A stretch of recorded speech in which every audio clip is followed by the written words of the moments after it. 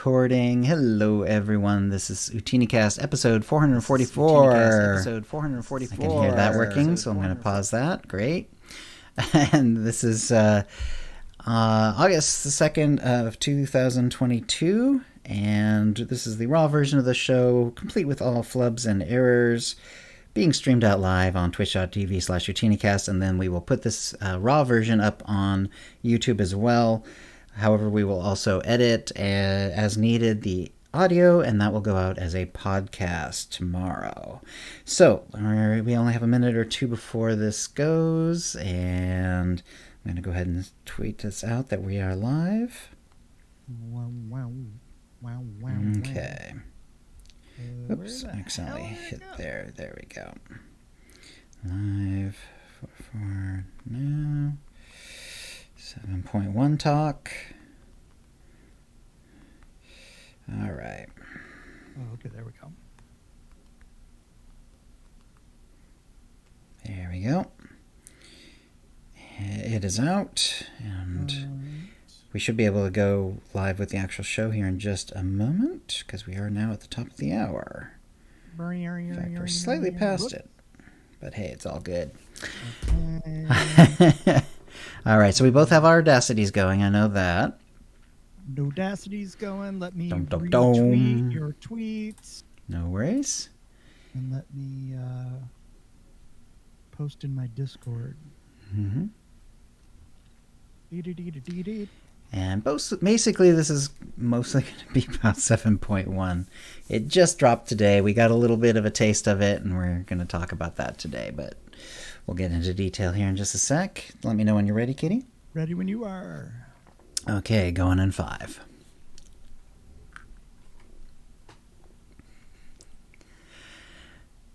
Hi, and welcome to the OotiniCast, the podcast that lives out beyond the Dune Sea. This is episode 444, being recorded on Tuesday, August 2nd, 2022.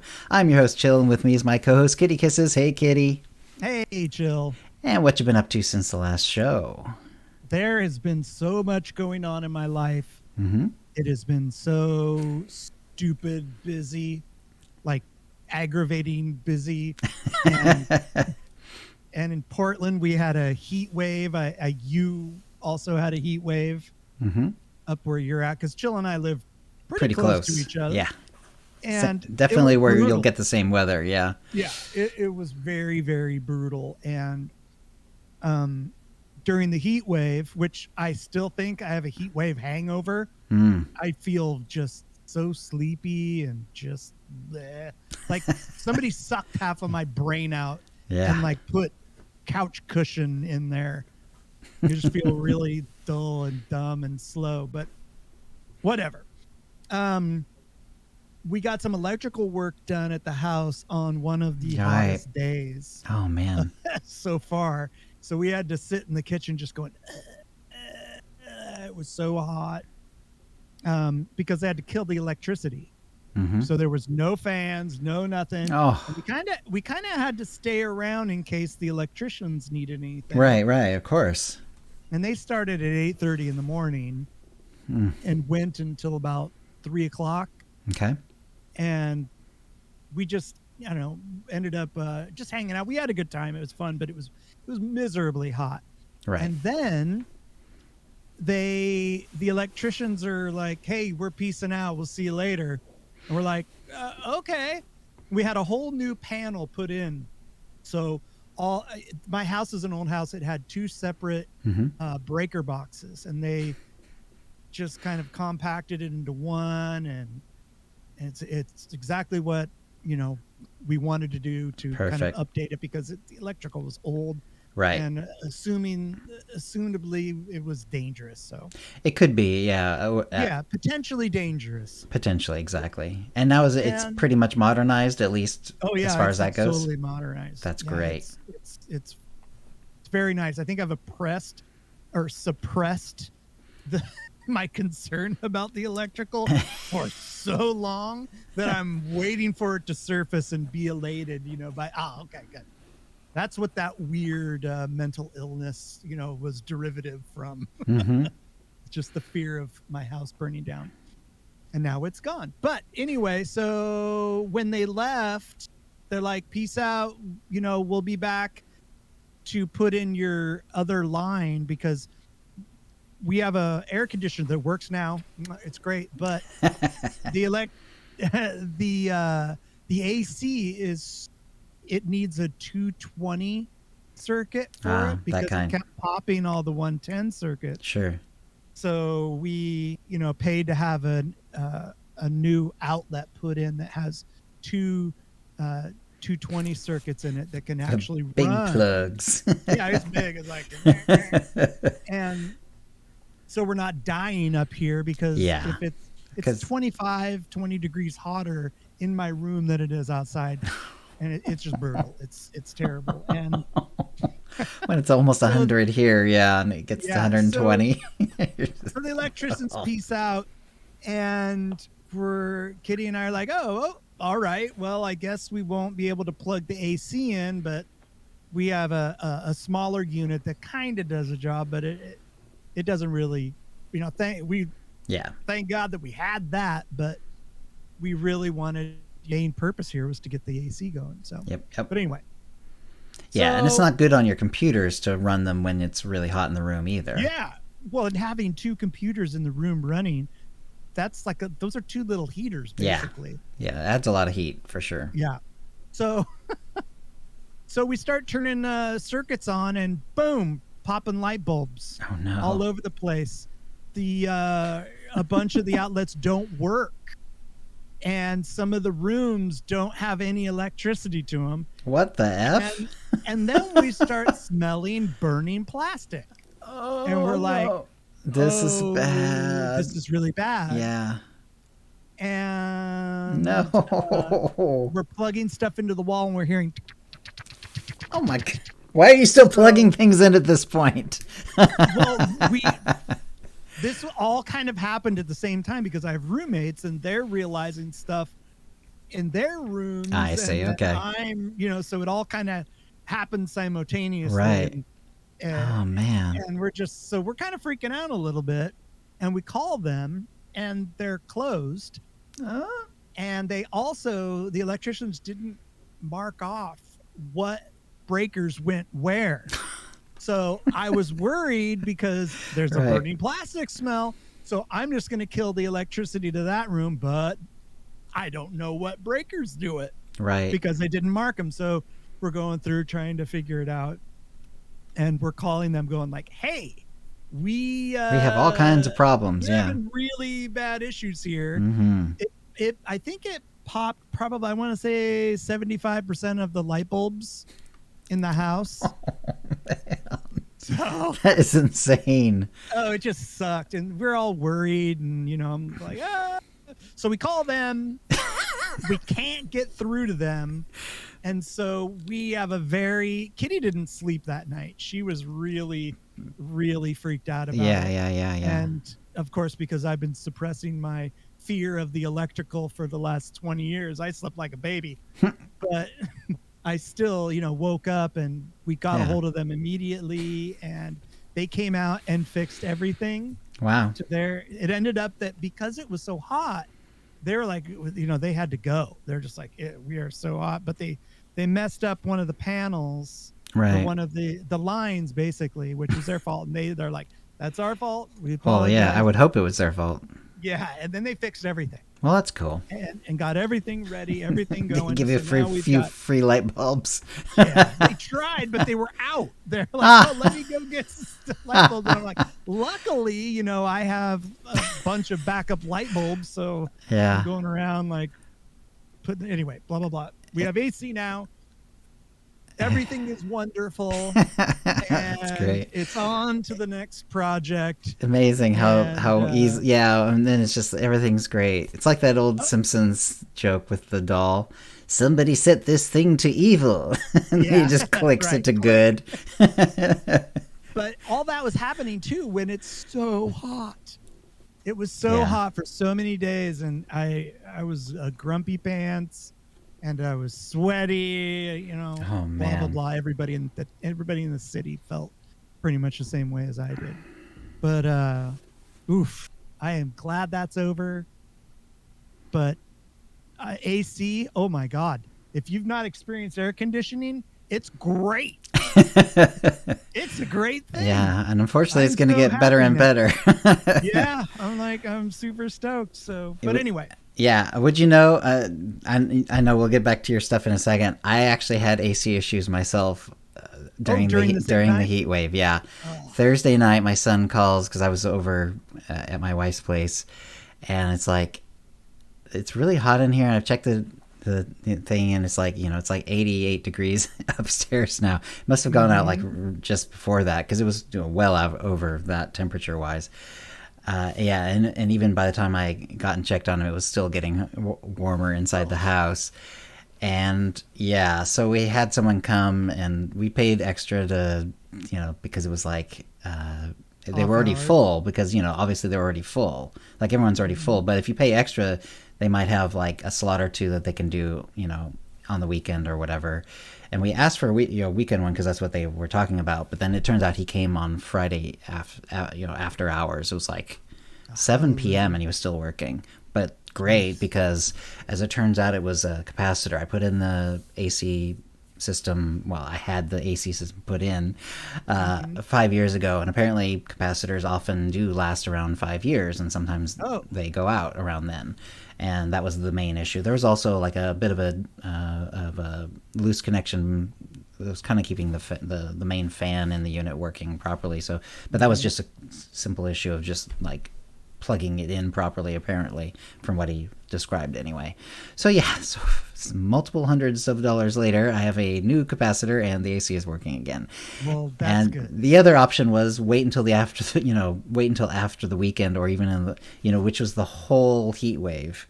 It would have been multiple days of near 100 and just my son baking in it. And yeah, wouldn't have been a lot of fun. So isn't it being adult just great? Isn't it great? Do you remember when you're a kid, you're like, I just want to be an adult. Treat me like an adult. Like, I want to be a Treat me like an 8-year-old. Yeah, exactly. But it's great, though, that you've got your AC now. You'll be able to stream upstairs. Yeah. This is cool. Yeah. It's very, very nice. What else? You'll be interested in this. Disney Plus has a documentary called Industrial Light and Magic.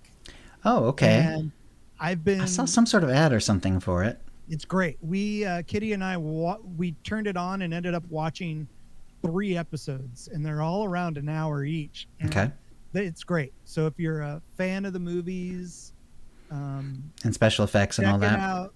Yeah, it's really, really interesting. It really, really makes you appreciate the first films, A New Hope, because they built a lot of the stuff that they used from scratch. Right. And I'm not going to say anything else. If you enjoy that kind of stuff, budging Disney it from Plus, other things and everything else. Yeah. Yeah, and talk about a group of people that were highly motivated, highly intelligent, and just had a passion for solving problems and making movies. It's very inspirational. It's really, really good. You should check it. I think you'd really like it, Jill. That sounds good. Yeah, I'll have to check that out. I have Disney Plus, so we'll do that. As soon as I got home from work, I patched in 7.0. Or 7.1, you mean? 7.1, and jumped in game and bought the Headstrong Apprentice armor set first. The Anakin set, basically. Not that the they can call it that, but yes. Yeah. I love how the picture of him in the cartel market is like clearly Anakin, like, with the scruffy brown hair and the scar over the eye. Yeah. Just like the Obi-Wan, it's like, like, we get what you're doing and we like it. We see it. So, I had to get that one, and then I bought I don't know what it's called, the Assassin's set, which came with the rifle, which is on sale today. But cool. I can't wait to get that going. I only saw the picture. I didn't preview that or anything, but the picture looked cool. It's a really cool looking set. And I'm a Nightmare Mode Space Barbie. You got to have it. Right. Very important. And lastly, I went and played the Nightlife event. Nice. And I put some stuff on YouTube and just sat here going click, click, click, and I was in heaven. I was just like, oh, this is so great. And because I need those glasses and I need them badly. Yeah. Now, are you doing it like sort of the most efficient way in terms of credits, which is where you start with the smugglers, you build up some of the mid-level ones, and you have the buff, you make sure you go do that, and then when you get an Emperors, you do that one as well? You do it that way? Okay. That's what I've been doing, Yeah. So it's been like that for a couple years now, I think now. And well, the thing to get the buff and then go to the mid-level one has been that way for a long time, and then the Emperors is pretty recent. Yeah. And now there's another new machine. Did you try that one? Wait, what? Oh, you didn't try the new machine, huh? I didn't know about this. I'll tell you. Okay, so there is a new... You want to talk about it now, or you want to wait? I'll tell you about it in my week. So I did a little bit of it just for fun. Yeah, it's crazy. It's insane. Okay, good. But there's a new one. Yes. Oh, crap! How did I not know? I have been wanting those glasses so bad that I didn't. I was just laser focused on that. And what'd you get? Did you get the? I've got a couple of the mounts. Okay. And I already have 3 Rhodians. Yeah. They sort of build up. Dropped them. I'm like, okay, that's cool because it's even last year I got like a bunch of those guys. So and you can put them on your alts and stuff. Yeah, exactly. If you're an alt person like us, then it's like great. Right. Everyone who wants one can have one. Ocho monito. Yeah, it's like a Tinochimoto Hota. Yeah, all that. That's been about it for me, Chill. Okay. And I know you've talked about that you're gonna level a character via PvP during the Nightlife event. Yeah, at some point, yes. Yeah. I'm gonna do that too, and I haven't done it yet, but I like doing that. Like I did it during the last one, or at least I didn't get all the way actually to the end, but I did get a pretty nice chunk of the way, and it's a nice way to kind of fill time because when you're waiting for the next pop. Right. Especially if you're like definitely not doing any of your class story, like I'm not going to level except via PvP, then you have nothing to do. But during the Nightlife event, you just do that, which is great. Yeah. Well, I got the idea from you. So. Yeah. Yeah, it'll be fun. Last time I did a Marauder, so I'll probably do something different this time. I'm not sure what. Let's keep in contact because we could group we up. We can PvP together. Yeah. That'd be fun. Yeah, absolutely. Great. All right. All right. Anything else? That is it. All right. And let's see. Let's see who's in chat showing so far. And again, this is the weird Twitch thing that changed recently. But 24 is here. Dread Raider is here. Evans is here. 510 High. Floridan, Kitty Treat, Squishy Twitchy, Star Saber, and Trude Albert are all here. Hello, everyone. Let me see if it will actually let me get back to the chat. Thank you, Twitch. Early on, after the last show, I kept working on Wesley. I was like really into it, and I was like just banging through his story every day. That was like what I was doing like day after day after day. He's actually passed the class story and Elam and McKeb. However, when the dev stream hit on last Thursday, the news that 7.1 was going to be dropping today, I kind of looked around and I realized, okay, out of my 2 mains, one of them has gone all the way through the story, and the other one I kind of like dropped to do other things because I didn't want to do the story twice in a row. But we're kind of under a deadline now because I want to do the Manon stuff on both of them. So I have just been pushing through hard, getting Lilu through all of the story. So I've done extra streams in the evenings and everything else. So... But I did it. I got all the way through, and oh no, you did it from Thursday. Yeah, so from Thursday, she was at where was she exactly at the start? She was at the start of Kotet. So she'd done Kotfi. She was on chapter 1 of Kotet, like not even all the way, part way into Kotet. Chapter 1 of Kotet. So Voss, like lots to do. Voss, Iakath, the Traitors Trilogy of Flashpoints, Osis, 6.0, post 6.0, and then 7.0, and we did 7.0 yesterday, so we barely managed to squeeze it all in. It was a lot, but it was fun, and I actually did manage to do because a lot of people have had troubles with the final Flashpoint of the 7.0 where you're fighting Malgus, and then he pulls you in and insta-gives you. He uses die instantly. And I've been having troubles with that, and so I've kind of left it alone. I haven't done it on a lot of characters because of that. But I did get her through it, no problems, and not on a tank. Like last time I did it on Corbin, and he was on a tank, and it seemed to help, and for whatever reason. But this time I did it on her, no problems. I tried to sort of stay around the edges, but that's not always really possible. But I sort of did that, and that seemed to help, or at least I didn't die. So great.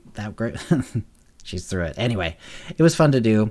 I actually decided to make her a saboteur, which I wasn't really planning on doing, because I have, like, the whole point of having the mains is have one Republic character and one Empire character, and usually I would just keep them as, like, you know, regular for the, you know, loyal to those factions. But I don't know, I hadn't done saboteur in a while. It's like, you know what, feels like she's so light side, it kind of feels right that she'd be a saboteur. It might be fun, and I did. And the cool thing is, like, I hadn't seen a lot of this because I really haven't done any saboteur stuff, and like the follow-up mail is different, like, you know, for instance, and stuff like that. For instance, like sometimes you'll get these encoded messages that are clearly supposed to be from Jonas, if you're on an Empire saboteur anyway, and they're encoded, and they're encoded to look like a spam email, almost like a junk advertisement. But if you read it, there's certain words that are capitalized for no clear reason. But if you go back and read the ones that are capitalized, you can read the actual message. It's pretty clever, and it's a lot of fun. Oh, that's cool. I never knew that. Yeah. So it says, so one of them was like, you know, in that one, in the end of 6.0 era, there's that one flashpoint where you're trying to chase Malgus. You never fight him, but at one point, you, on the Empire side at least, you meet up with that droid, and the droid was Malgus's, but then he left it behind. Right. And if you're a saboteur, you can send the information from that droid to Jonas. And he sends you a message, and then it says, like, you know, it says junk like, you know, thank heavens that, you know, that we've got the greatest opportunity, and, you know, blah, blah, blah. And instead, if you read the capitalized one, it says basically, thanks for droid. We'll talk soon. Something like that. It was really neat. So anyway, so she's going to be a saboteur, whatever. It's fine. It's a fun class. Yeah. So saboteur is really fun. Yeah, it was really fun to do. So I updated to 7.1 today, and I've been talking with you off of OotiniCast. I've been having, like, I have an SSD, but it's a little bit of an old one now, and it was never very big, and so it was getting tighter and tighter and tighter, where I was like literally playing with, and I have like 5 gigs on my SSD, my main hard drive. Right. Now I do have a D drive that's like a regular one, but obviously you can't use it for all the same stuff. So 2 things. Before I did 7.1 upgrade, I realized, I didn't quite think this through, but I have a Dropbox. We still use it from like years ago when we were actually using it for OotiniCast, like more all the time. Well, really all the time. But it's also where my screenshots go. But I thought I didn't, in my head, that always was like that was always a cloud thing. Well, It turns out it's not just a cloud thing. It's also on my hard drive. Like, technically, they're doing like a backup thing, but it's also on my hard drive, which is why you could access them so quickly and easily. Like, you can pull them up instantly because they're on your hard drive, but they just have a backup somewhere in the cloud. So it turns out I have like 8 gigs of screenshots from like 5 years on this computer, or 6 years on this computer now, however long it's been. It's crazy. So I actually cleared all that out. And now instead of like, and I'd done some other sort of cleanup too. So it wasn't just at 5, it was like at 8. And then it got up to like 17. So it was like 9 gigs worth of screenshots that I had got. Wow. And I didn't delete them. I actually moved them to my D drive, because my D drive is a terabyte and I've got plenty of room on that one. And so I have like 17 gigs, and I started the 7.1 upgrade, and it still froze. It was stopped at 75%. It wasn't giving me an error message, but it had stayed there for like over an hour, and it was clearly not doing anything. It was clearly out of memory. Like it needed more hard drive space. Because what I did is I pulled up the C drive and I did the properties thing so you can see how much of it's being used. And it was down to like 1 gig. So clearly it was like all being used, and it just wasn't going to be able to do the shuffle back and forth to upgrade the files and then get rid of the junk and blah, blah, blah. And 7.1 is a pretty big update apparently. So yeah. Issue. So what I ended up doing is I took League of Legends and I just moved that over.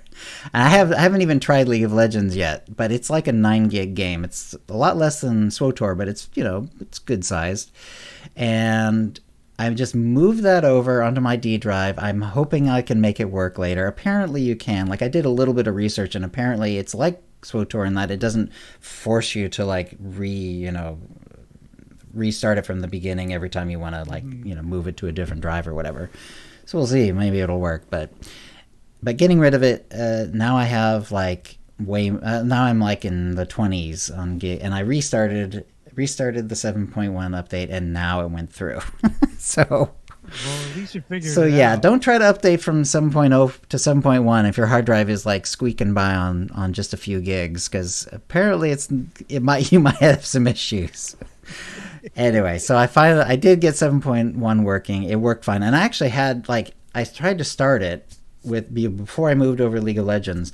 I did try to start it because I had cleared out the Dropbox. I had like 17 gigs. It felt like a lot, and no, it just did not work. So I actually had to kill the update, and I hoped that it wasn't going to just like completely screw over the SWTOR thing.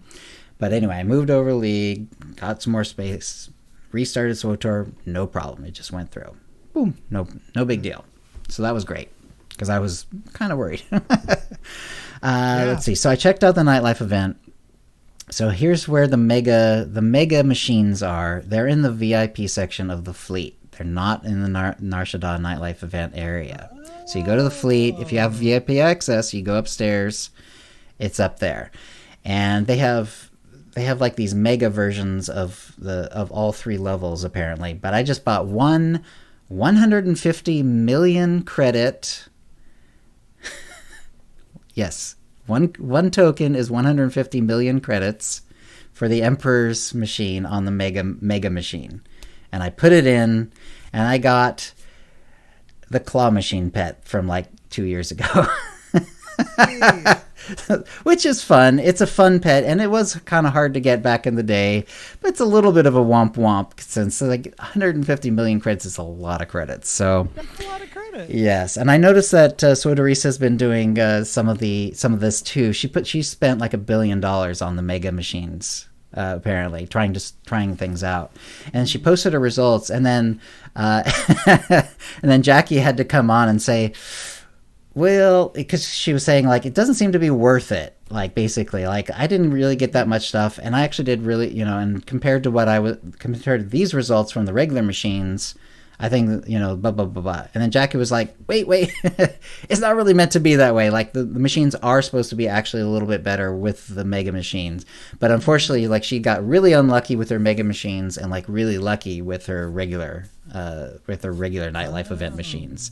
So, apparently, like, it's meant to be a little bit better for the mega machines. But especially, like, the purple Emperor's token machines are, like, 150 million credits each. It's a lot. Is there any other way to get those? You just have to. You just go up to the VIP, and there's one of the vendors there that sells them, and it sells all the different levels. It sells the regular ones too, apparently, or at least at a glance, it seemed to be that way. I just like, okay, let's buy one of the crazy ass 150 million. Yeah, well, now I have to do it. Tokens and give it a whirl.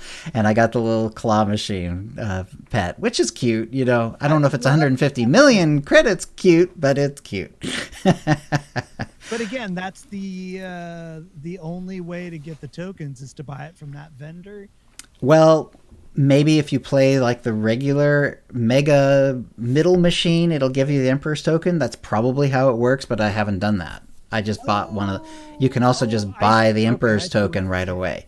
There are mega tokens for the middle ones and mega tokens for like the smuggler version, essentially. Gotcha. So I haven't played that version. I haven't played that way, but there is a mega version of essentially the entire nightlife event. So it was crazy, but it was fun. So, and then I did go to the Nar Shaddaa one. I didn't really play much there. It gives you one for the breadcrumb. You get like 5 tokens for doing the breadcrumb. I just played those to get anything for that.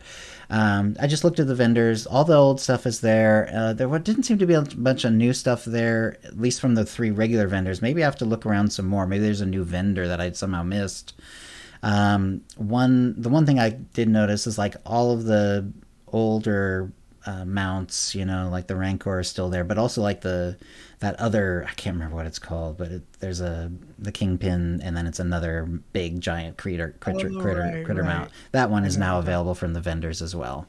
So anyway, so then I just did Manon and the other storyline, which is Elam based.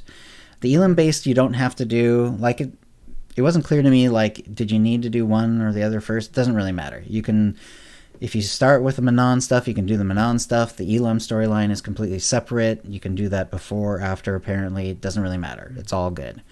Pretty good. It took a little while to get it all done. I mean, there's a fair bit of story there, and it's going to be, and I haven't even seen the Republic side yet.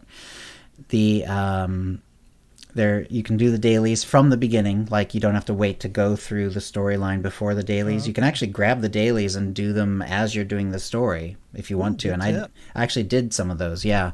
In fact, I got the whole weekly done except for one, and you can actually get the weekly done in one day if you want to on a character. If you can get all 6, because you need 6 missions done. And I couldn't get the 6th mission done. There's an excavation droid mission. And I read the descriptions, and like, you're clearly supposed to, there's like the little boxes of dig sites that you're supposed to dig into.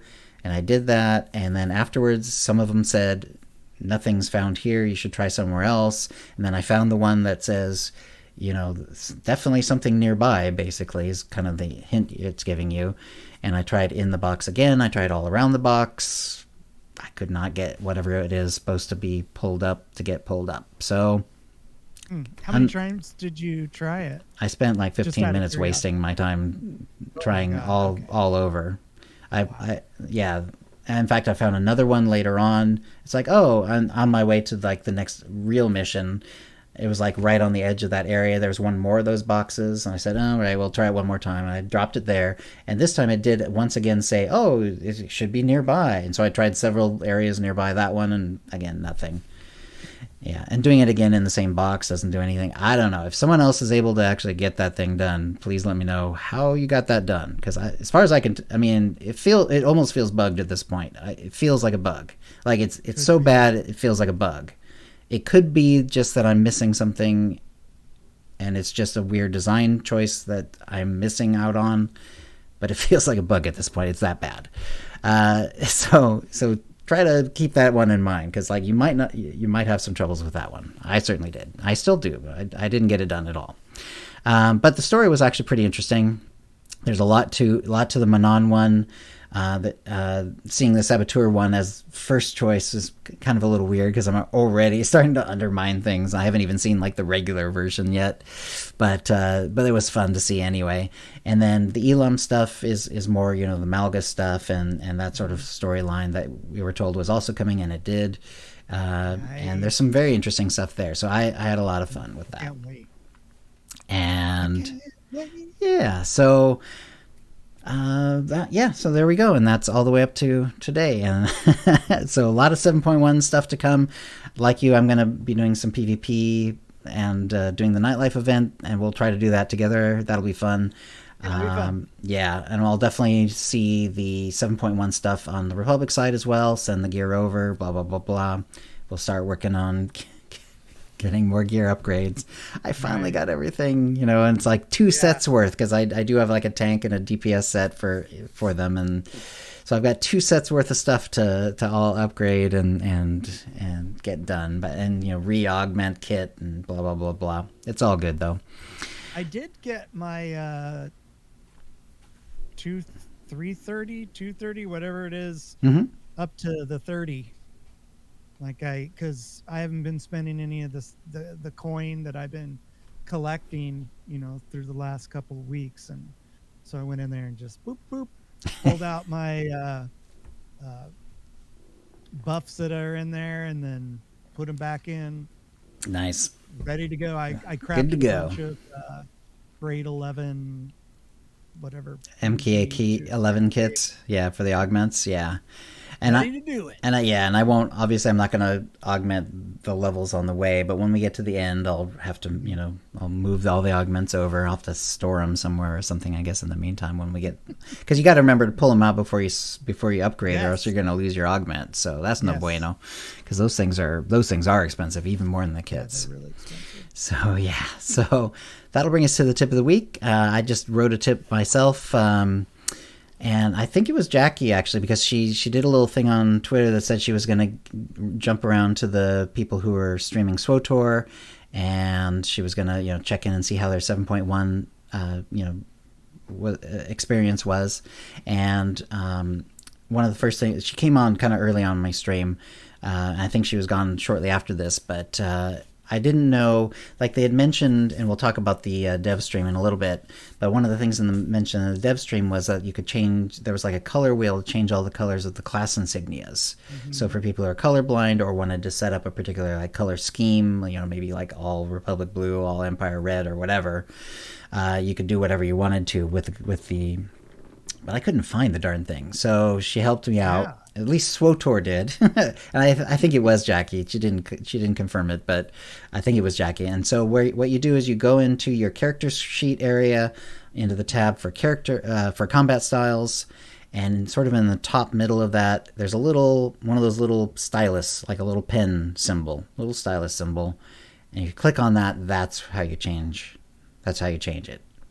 To me, that's kind of I looked all over and did not find it. Like I did not think, I did not notice that little stylus, and and I looked everywhere else. But thank you, Jackie, for finding it for me. It's actually kind of a nice little design. You can definitely, for sure. I can definitely see myself like thinking it through, and then it's like I'm gonna probably, figure out some color scheme that makes sense in my brain. It's either gonna be like one side Republic, one side Empire, or maybe a color for Jedi, a color for Sith, and then maybe a color for Trooper, something like that anyway. Right. But, yeah. Did you find out how to change the subtitle colors? Because I looked around a little bit. I didn't try the subtitle colors. The only thing I did with the fonts is I went to the chat itself and just changed the font size to the largest just to see what it looked like. It was amazing. Oh. It's gigantic. And it's true though, like they mentioned in the stream as well, you can make your chat box, you can basically make it take up the whole screen, which sounds kind of crazy, but it's kind of cool. But if you had like a double, like say you had like a double screen setup, because you can play SWTOR sort of like, in a double wide sort of configuration, and if you have like eyesight issues, you could definitely like put the chat, make it really big, and then make the font really big. Yeah, 60 font is huge though, like it's gigantic. But it's cool that that they're, because this is definitely going to help people who have sight issues for sure. Absolutely. So, all right. Since I'm the one who submitted the tip, we don't give out a prize to me, but I'd like to give out a prize. So, Kitty, why don't you, if you can randomize someone, and we'll send them, and we'll get them an Opal Voltilla code. Okay. The winner is Evans. 04111. 04111. Wow, he's been around. He's been with us for quite a while. So congratulations, Evans, and thank you for watching us live so often. And let's see. Let me see if it'll let me. If I can whisper him. There he is. I'll go ahead and whisper the code to him, and then we'll. All right. If you want to send a tip of the week in, mm-hmm. please send your tips to OotiniCast@gmail.com before the next show for a chance to win a Tonfron or M83R pet code, or now a M2B9 droid code, courtesy of Bioware, plus a 450 cartel coin code. Yes. And thank you for Bioware for those as well. That'll bring us to the Mind Trap.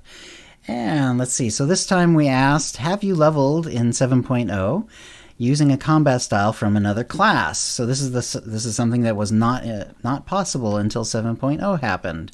I've done it a lot. In fact, the one time I didn't, it felt very weird. It's like, oh, I've seen this before, but I've personally done it many times, and I've really enjoyed it. And on Kitty, I know you have. Mm-hmm. Yep. Yes. So thank you everyone for the retweets and so on. So the options were yes, and it was better. Yes, but it wasn't better, or no, I haven't. So in 7.0, have you leveled using a combat style from another class? So we got 222 votes, and the winner barely squeaking it out, although yes was split between two, so there we go. No, I haven't was 41.4%. So the other 49 almost percent were yeses. However, it was split between yes, and it was better, 38.3%, and yes, but it wasn't better at 20.3%. So a good majority, a solid majority, have actually leveled in, at least according, of the people noticing us on Twitter, have leveled in 7.0 using a different class. And the majority of those who did it, almost 2 to 1, thought it was, better that way. So that's great. Yeah, for me, I definitely like being able to sort of dial that in, essentially. Like if I have a character in my head, whether it's a cosplay or non, being able to sort of not only match their class, but then be able to either pick the weapon that they're using or pick the style of fighting that they're doing.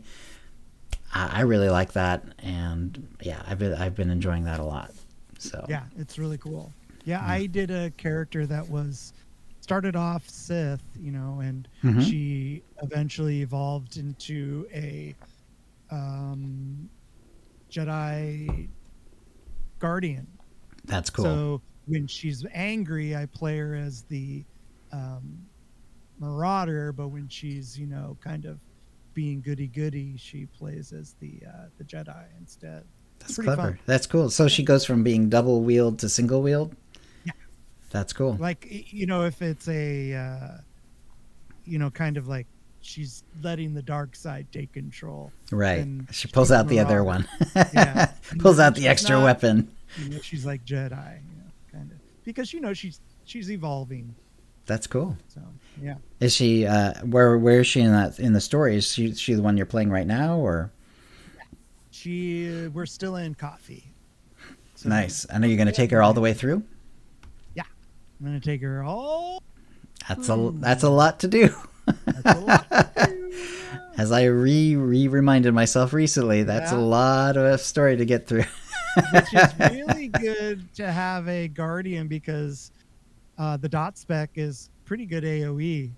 So all I think about is all the mobs. All the hundreds of mobs I'm going to have to kill, and knowing I have some sort of AoE. It makes it, yep. And if you're Guardian or Marauder, you're not a stealther. So, in fact, neither of those classes even have an option. So you can't even swap to something that that does. Gotta go for it. Just running through those puppies. Go. So Dread Raider says, after the 7.1 update, I show the game folder size at 48.7 gigs. Yeah. Yowza. It's a very big game now. Yeah. And I'll bet you mine's even larger because I've occasionally played the French client, and it's oh yeah, it's a lot of audio, and it's a lot, the text is, I'm sure, not that much, but it all adds up. There's a lot of text in the game. Yeah. Test server too? I used to, but I had to delete the test server because I was running out of room. So now it's just the English and the French, although I haven't updated the French recently. I haven't played it in a while. I might have done it since 7.0, but I haven't done it even a couple of updates, not just 7.1, but even before that a little bit. So yeah. So other folks answered the questions and also replied. Marauder and Sith Inquisitor story. It felt like playing yet another Marauder and doing Inquisitor story for the 5th time. Also made Gunslinger for Trooper story. That felt like playing a smuggler while doing this Trooper story. It would have been preferred a 3rd subclass for each class. So there you go. Let's see, 44. Let's see. Poge said 40 out of 66 done. I like the new system a lot, and pity the new story was so short.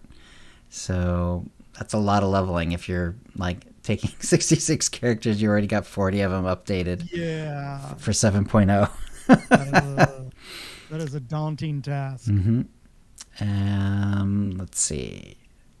Yes, multiple characters from scratch. I found it better because I could match the story to a playstyle I enjoyed and worked better for me. Slightly different answer than what I gave, but yeah, that's another one. Like if there's a certain story that you want to see, but you avoid it because maybe you don't enjoy the playstyle of the abilities and stuff. That's a good way around it now. I just like the cover-based shooter styles, but now I have an Agent Shield Vanguard. Very cool.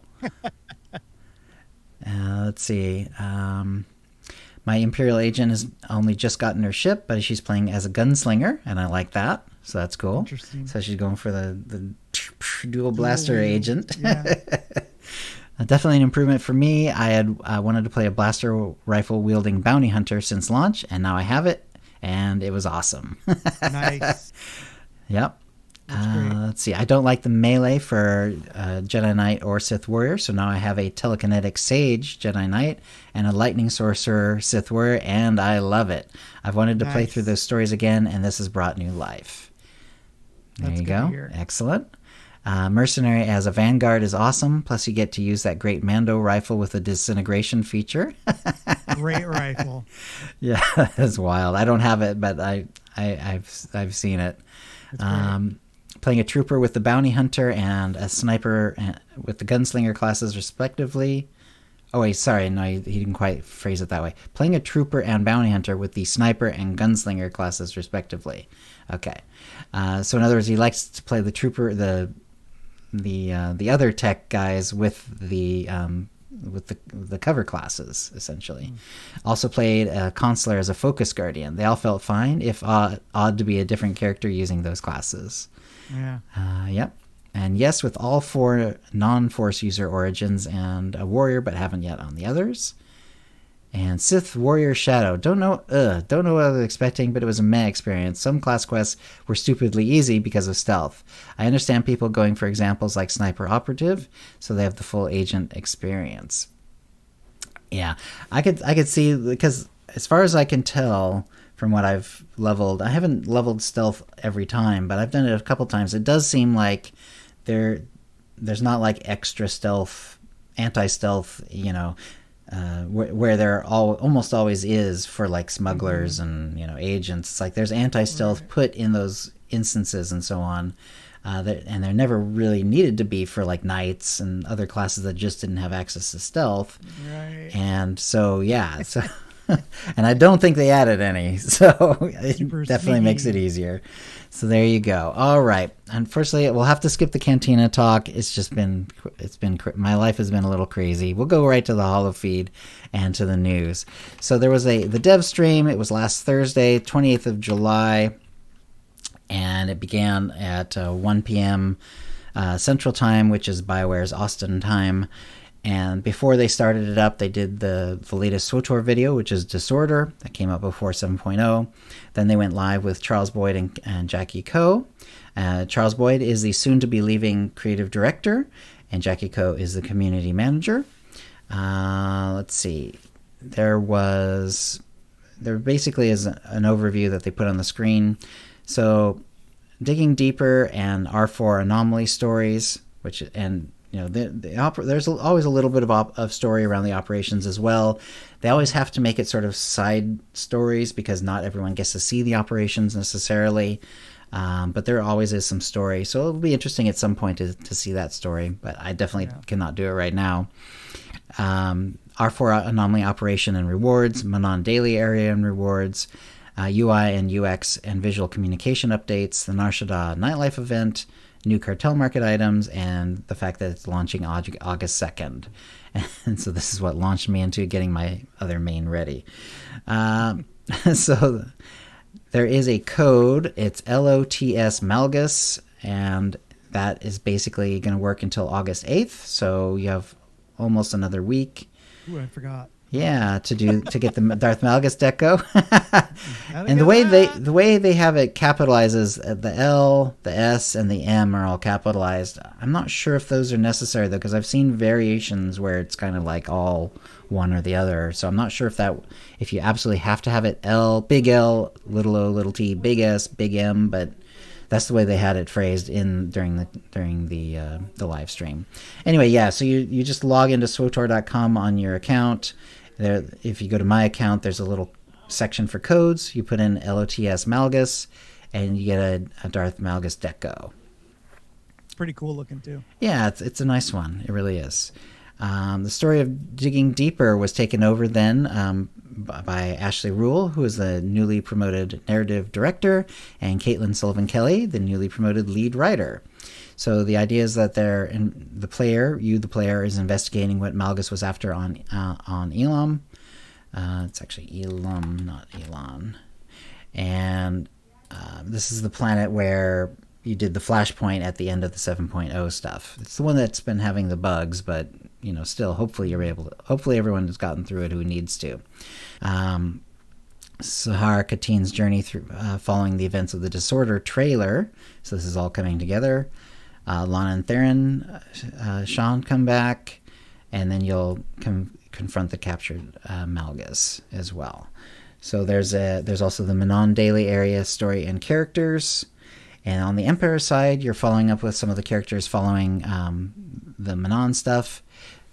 Basically, the question is what are they going to do now about the Kolto? Essentially, they now have a secret underwater base on Manon, and they're trying to work on getting the Kolto any way they can by mining it, but they're happy to steal it when they can as well.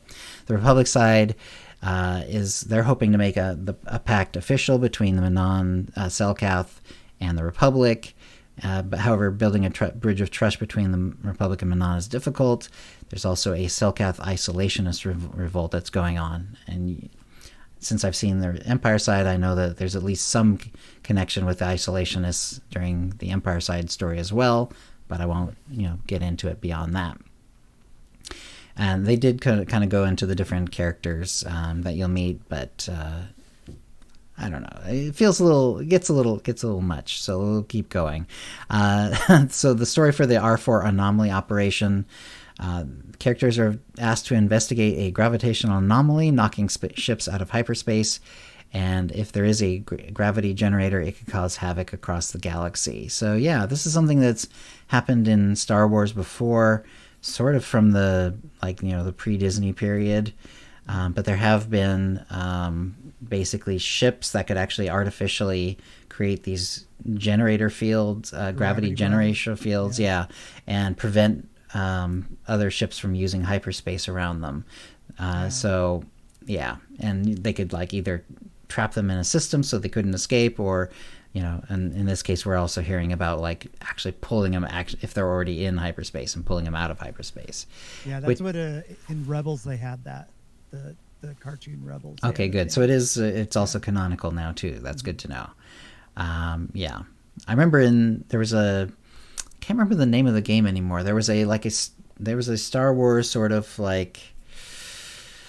it was a little sim game, a little war game. You'd sort of build fleets, you'd go around, but you'd also try to build up your bases and stuff. I know exactly what you're talking about. Yeah. And one of the most powerful things was to have an interceptor, which is the kind of ship that could keep the other fleets from escaping.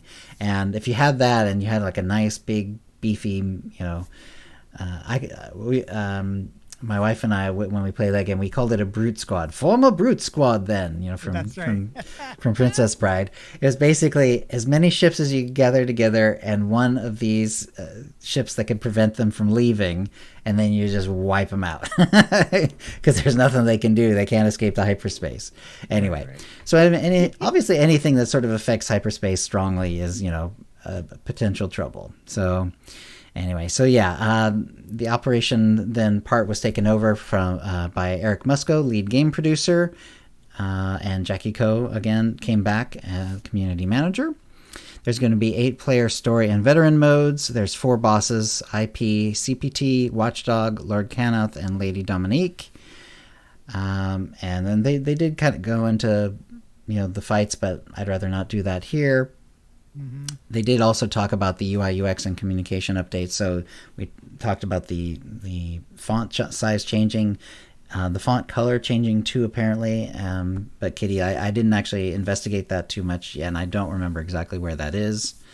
And then we already talked about where, you go into the combat styles, and there's a little stylus thing to change the color of the combat style symbols over people's heads and stuff. There are also decos for every boss as well. So there's statue decos for most of them.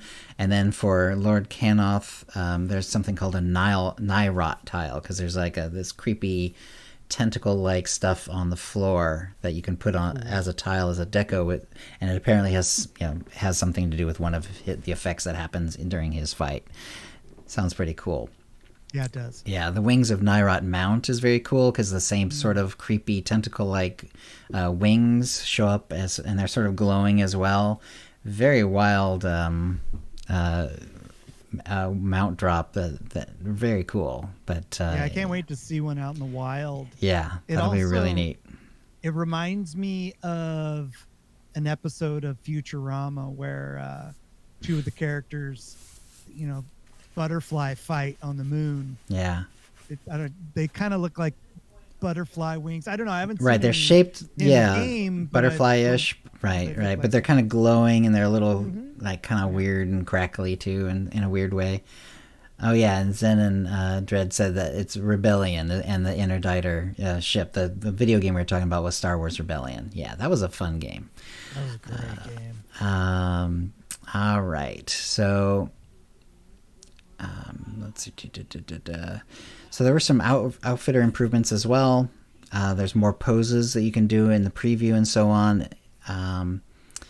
So I didn't really explore that. Did you look at the preview window and try like the different poses or anything like that? I looked on there, but I didn't really investigate too deeply. I was the only time focused on getting those eyeglasses from the nightlife event. Yeah, the only time I got kind of close to that was when I was like looking for where the color change wheel was for the for the icons, and I did pull up the preview at one point just to see if it was there. I was really desperate to find this darn thing before Jackie came on and helped me find it. Nice. And the subtitles can also be customized for sizes as well. There always was, but it was kind of minimal. It was kind of a minimal amount of change. As a streamer, I always have updated. Upgraded the size basically as big as it would go before. Just because sometimes if people are watching a stream on a phone or something, it's really hard to see if it's at its natural size. So it's definitely helped people already for that. And then now we can make it even larger. I might have to move like the decision wheel though, if that's possible. Because like it already sort of overlaps the decision wheel occasionally, and if I make if I'm gonna make it like any bigger, then I'm definitely gonna have to move the decision wheel because I won't even be able to see it at that point. Yeah, I like to have it up because I am not good at reading, or I used to not be good at reading in front of people. Mm-hmm. And when I started streaming, I was like, I'm going to read all the alien language in order to kind of get better at it, and it's helped. So, plus, sometimes people are that's cool not able to watch; they're just kind of listening. Mm-hmm. So, keeping them in the story, right. So it's not just blah blah blah because they're not reading the subtitles. That makes sense. Sometimes I like to kind of look at what they're saying and make up something completely different. Just to screw with the people who are just listening. I've watched the story a lot of times. I can might as well throw in some funny stuff. Right. There's definitely things, I sort of mystery science theater it up sometimes. There's because I know a certain line is coming in and I'll make a joke about it because that sort of thing. Yeah. Something else that came up in the dev stream was that players can obtain stronger gear. So There we go. It's going to go all the way up to baby. Yeah, so 330 for most, and then there's going to be legendary implants, but also the operation gear is going to be, which already was higher, is also going to be higher again. So it's going to be up to 340. There's going to be 4 new tacticals, and there's in the 7.1 patch notes, I think they go into it a little bit. It's basically like some of the specs ended up losing more tacticals than others, just dependent on, because some of the tacticals ended up, those effects went into choices on the decision tree and stuff like that. So you can sort of get that sort of effect that way, or it became part of an ability or whatever. And so some abilities, some classes sort of ended up with kind of a low amount of tacticals they could even choose. Let's see. So they did show the Fraxen weapon sets and also the Nightlight armor sets, and the ones from the Nightlife event are really wild looking, like really cool with really bright colors on them, a lot of purples and golds. It's a really cool looking. The Cerulean Turtle mini pet on Manon, you'll be able to get when I think you're. I have that. Yeah, it's not right at the end, but it's you can't be just like friendly with them or anything. You have to get a little ways into it. It's really cute looking. It's a little thumb basically with a shell. It's a cute little spud. My main's main pet is the turtle, and his name is Burpee because when that thing makes its noise, it sounds like it's going burr. Really? Yeah. So I'm all, oh, Burpee. Aw, I wonder if the new one makes a noise like that. Yeah. There's also like a progenitor statue deco where it's big enough you can walk inside the mouth. So the progenitor is like it's like this giant creature, it's clearly like some sort of huge thing where you basically only get to see the head. It's so, in the game too. I'm not going to say where or whatever. I don't want any spoilers, but you get to see it. Right. Hidden submersible there. I also went to Manon and looked through the things. So there's a lot of different like kelp. There's coral reefs of various kinds and styles. Undulate? I don't know because the previews didn't say. Do they in real life? Okay, good. I looked at them, they're all like. That's cool. Yeah, that's pretty cool. Which is gonna be pretty wild. Like if you put them underwater in Manon, that's gonna look normal. But if you put them like just on the ground, it's gonna look weird. It's like the wacky wild, inflatable, inflatable arm guy. Inflatable arm guy. Yep. So yeah, let's see. What else did they talk about? Well, I think we can kind of move on because there's like 7.1 shown, information that came out past this too. So the Nightlife is going to be available from today, August 2nd, and it's going to be available for over a month till September 13th. So so we got some time here. It's about about 6 weeks, something like that. Patch notes will be live Monday, and they are. We do have them later on in the show. Charles Boyd then did give a nice goodbye. He is leaving soon. I don't know if he gave us the exact day yet, but it's coming like sooner rather than later. It sounded like he did let us know. The PvP revamp is coming. No time or details, but the PvP revamp is coming. So Zamzam, who we had on recently, is looking forward to that. Additional outfitter improvements is something he highlighted as well. And a full new planet, Runic. I can't remember the exact. It shows up actually in the story a little bit towards the end. It's going to be a full new planet, new to all of Star Wars apparently. So that's going to be kind of cool. And so thank you, Charles Boyd, again for all your years of work and devotion. And it's going to be interesting. We're gonna, it'll be a little different without him, I'm sure. But we know that he's left him in good hands. Everyone who has a dev position, has done their stuff for some time and is really good. So, yeah. there was a little TLDR that you can look at, and it's on SWTOR.com. The link's in the show notes. You can also probably find it from the main SWTOR site. It's basically like a little timestamp thing, but it also will point you towards where you can actually just watch the video. I'm pretty sure you can also just go to twitch.tv/SWTOR and actually find it too. Usually they do save them there. I haven't actually tested it in this case. They did also let us know the events for August. So the big one, of course, Nar Shaddaa Light Nightlife event is back. And again, yes, August 2nd, right now, till September 13th. And some of the old stuff is still there, but there's a fair bit of new stuff. Pretty much how it is every year. That's kind of how it works. New high roller weapons, new Lucky Praetor mount, new fiery Grefna Chick, which I think is a pet, new Proud Praetor Cub pet, new Shimmering Ginks, I think that's also a pet, and more. The All Worlds Ultimate Swoop Rally is coming back. The Swoop Rally event comes back about every 2 months or so. This one's going to be August 9th through August 16th, so it's going to be one week away from now. And then after that, the Rat Ghouls will be back. This one's going to be, again, on Tatooine. So the Tatooine version is back August 23rd through August 30th. So right towards the end of the month there.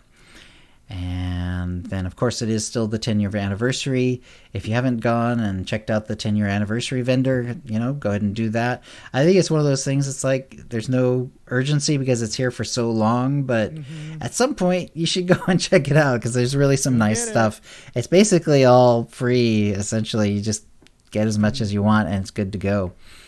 Let's see. So, another nice thing that happened recently, Volk asked BioWare some questions about SWTOR, and he has a nice article about it. It's Volk.com, and it's probably whatever the most recent post is at this point. I'll put it into chat in case someone wants to check it out. So they basically asked SWTOR some answers, and the two that I wanted to sort of touch on, one was on the crafting update, because they have mentioned before that they're planning on sometime during 7.0 doing a crafting update.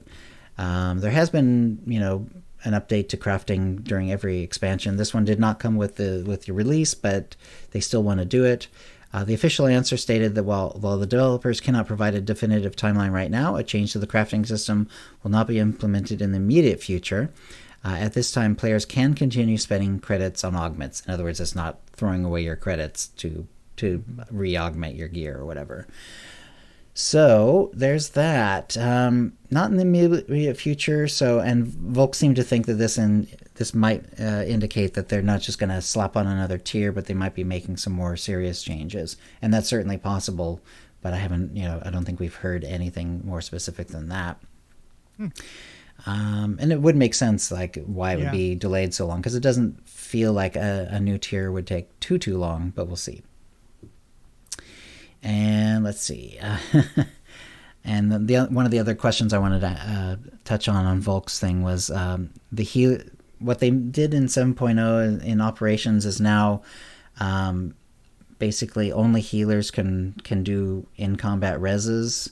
And they basically made it so you can't vanish and do out of combat reses during a boss fight. You basically stay in combat when you vanish. They just did some changes so that only healers have access to in combat reses. So it kind of limits it to 2 heals per fight. Sometimes they can be interrupted because there is a cast time, and if the boss happens to knock everyone up in the air, you'll get interrupted, that sort of thing. So BioWare's answer was brief. We're keeping an eye on the feedback players have provided for this experience.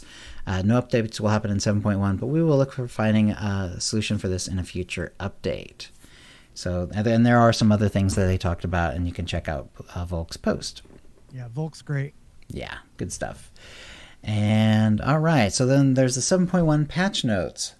Bum, bum, bum. And sometimes, if it's like 7.02b, the patch notes are pretty short, pretty quick. Not so this time. There are pages and pages going on here. So, yeah. Some of it, of course, we've already talked about. They mentioned the story update, Digging Deeper, the R4 Anomaly Operation, the Manon Daily area. Now there's class balance. We'll go over some of that. There's the new tacticals. We'll touch on that as well. We've already touched on the user interface enhancements, the power increase as well, increasing your gear rating, and then our Shadowrun Nightlife. So some of this we have already touched on, but we can hit on some of those, and also some other certain other like bug fixes and so on that grab our eye. Of course, Kitty, if you see anything that you want to talk about, do let me know. Roger that. They increase the number of guild commendations given when a guild meets their conquest target. Small yield rewards 80 up from 70. Medium is 90 up from 80. Large is 100 up from 90. So you can get more guild comms. I think there was some issue about like how it was a little bit harder to get them recently, maybe in 7.0 or something like that. So I think that was partly to compensate for that, as I understand it. Added more options to customize the subtitles.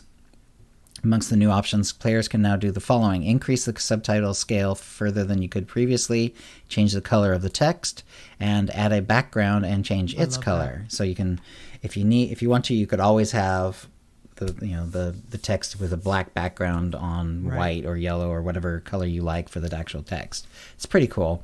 I haven't actually tested that out, but obviously that's going to help some folks who need it for reading and all that good stuff. Yeah.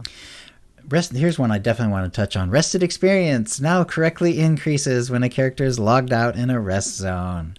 Yay! Because I did notice, like, the last couple characters I've been leveling, like, they level harder because I don't have any rested experience. Because you technically can gain rested experience, but you have to be logged in.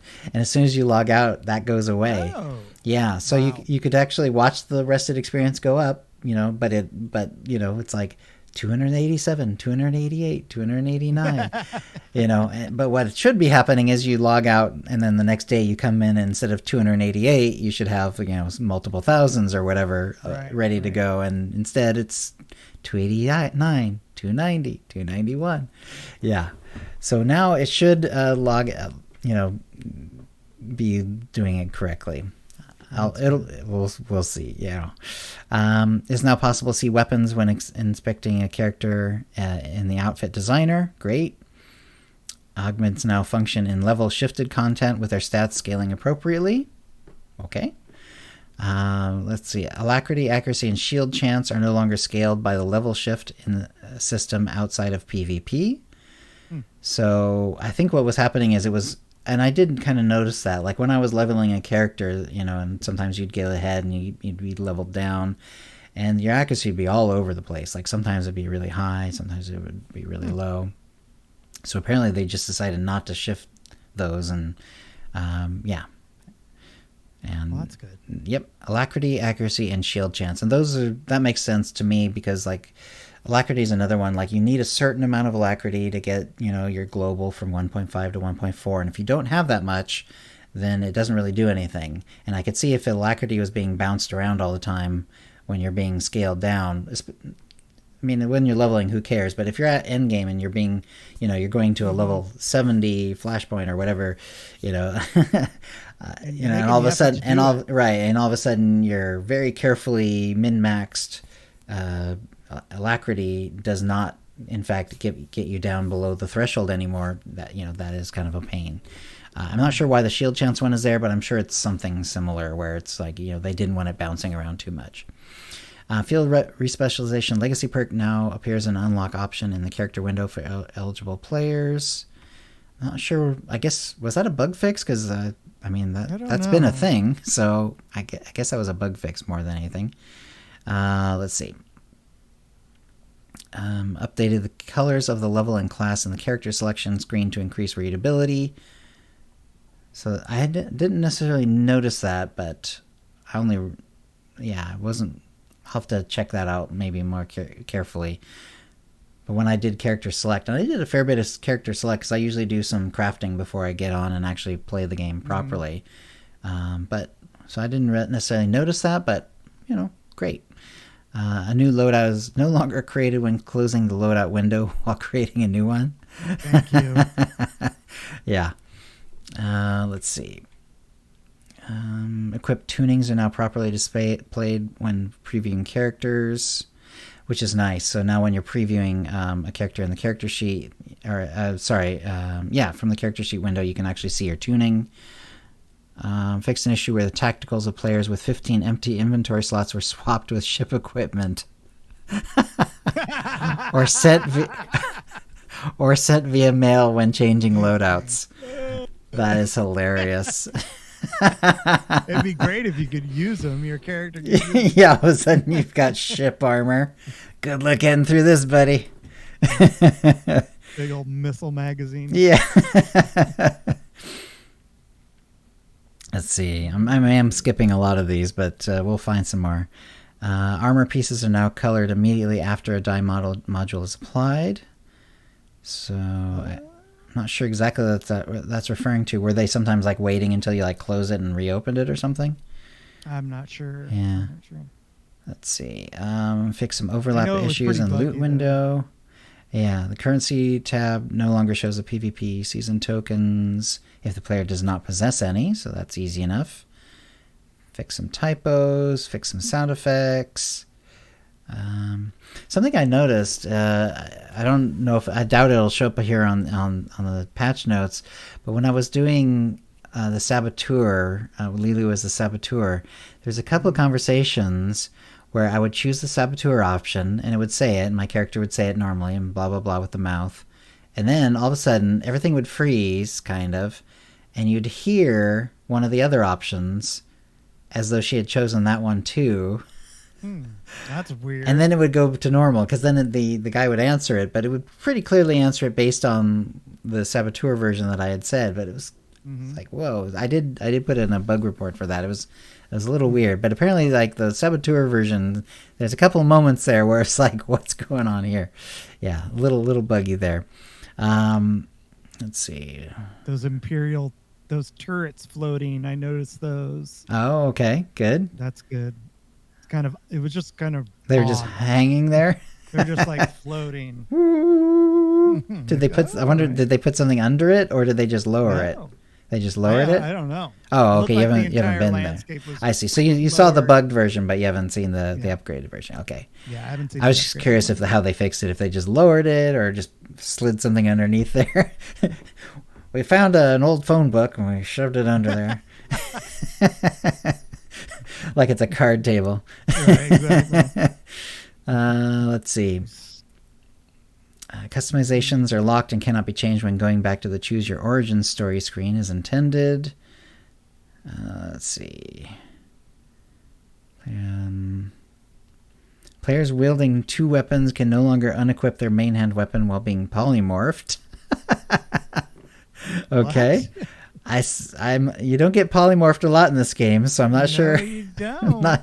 I guess there's that Gonk Droid outfit for the agent. I can't think of too many other ones. No, I can't either. Let's see.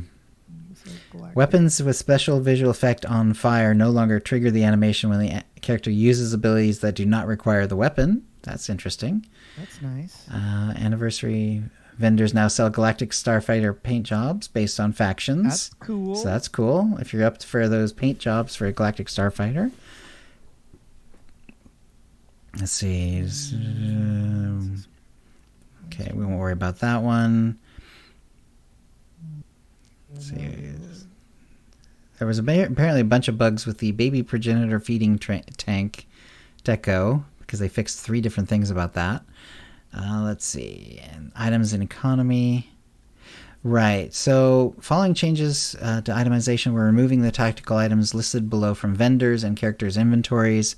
The items will be converted to 6,595 credits upon the player logging in. Sonic Heal and Missile Backblast. So yeah, so those are completely removed.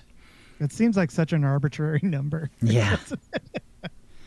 There's got to be a reason behind it. Yeah, it is it's not an even number at all. Let's see. There's a bunch of clipping issues that they fixed. Things fixed. Yeah, exactly. Yeah. That's cool. Let's see. I'm hoping to see. There was one bug where is treasure hunting, and you get those boxes, and you have the lower levels. It gives you gear, but at the end game, it gives you like some random crew skill stuff, plus some either like tech points or any of those things, like the operation ones or the Warzone ones. It can give you any of those things, but it wasn't working. Like you'd click it, and you would see it briefly, and then it wouldn't increase the actual amount when you go to your thing. Oh. So, and I've actually been saving up the boxes because of that, but I'm not seeing anything about it being fixed. So I might have to test it and see if it's been fixed. It worked for me. I was just kind of curious to see, if it was working for just no reason. Okay. And it worked for me. Was this in 7.1 today? Oh, that was before. No, okay. Before, yeah. Okay. All right, and maybe I have to put in some sort of thing. Let's see. Opening grade 10 treasure hunting lockboxes before level 80 no longer drops level 80 items. Ah, dang it. So they were working on the treasure hunting lockboxes, so maybe they will have fixed that as well. Yeah, maybe that's part of it. I was cashing in on that. Yeah. I was sending all my characters that were, lower level, like 75. Give them 80 stuff. Like just getting them, like, because that currency was dropping crazy on that stuff. So, right. That's Items sad. Oh well. Items from Onslaught equipment caches no longer contain amplifiers. Let's see. Okay. Now we've got the actual changes of the combat style. So they added the following new tactical items to the supplies vendor on the fleet. The first one is for Commando, Combat Medic, and Mercenary Bodyguard, so the healers for those classes. Culto Vapors. The Culto Pods left by Culto Missile or Culto Bomb last a second longer and heal for an additional 5%. Yay! I do not know enough about healing to know if that's enough to make that a viable tactical or not, but that is what it is. Second one is Sentinel Combat, which is the same as Marauder Carnage, and it's called Shard of Mortis. Dealing damage with Massacre or Blade Rush grants a stack of Hyper, up to a maximum of 3. For each stack, your critical hit chance increases by 25%. Oof. Wow, that's a lot. And the rage/focus cost of your next Massacre or Blade Rush increases by 1. So it actually makes it more expensive. Hyper lasts 6 seconds and ends after dealing damage with an ability that is not Massacre or Blade Rush, generating 1 rage or focus per stack removed.